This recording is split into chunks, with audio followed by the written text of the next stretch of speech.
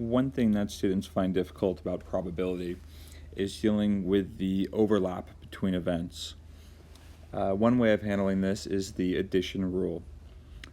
So here we have an example problem where a certain number of people, 37%, have central error, represented by this circle C here, and 52% have a security system, represented by circle S here.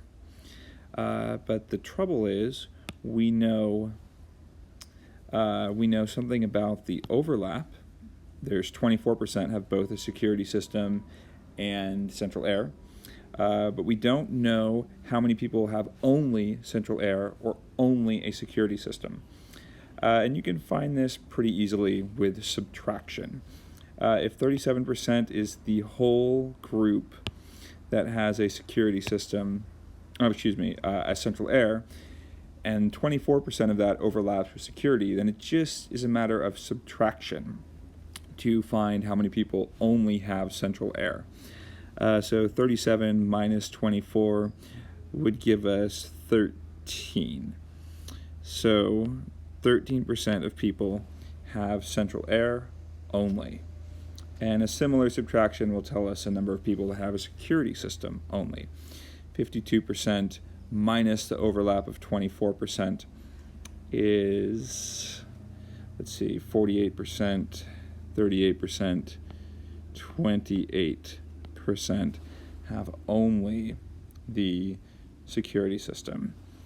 And directly related to this is what's known as the addition rule.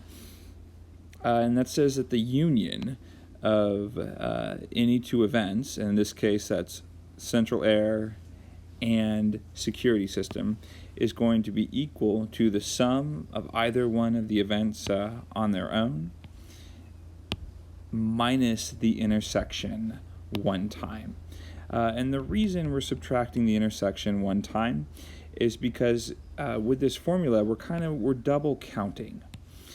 So the union of C and S would be 37 plus 52 according to this formula. So 37% plus 52%. But you can see in just adding that up as is, we've counted this 24% twice. So we need to subtract it off once, and then we're only talking about the we're counting it up appropriately. The amount of the stuff inside the two circles is being counted appropriately because we're not double counting the 24%. And so we can verify that these two things are going to match. 37 and 52 will add up to 89%, minus 24% equals 65%. And then if you add 13, 24, and 28, you're going to get to 65% as well.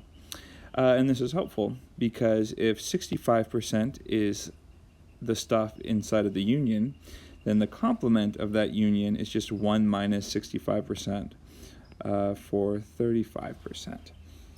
So with this rule right here, the addition rule, and some basic subtraction to deal with the overlap there, you can better fill out these Venn diagrams and assess different probabilities.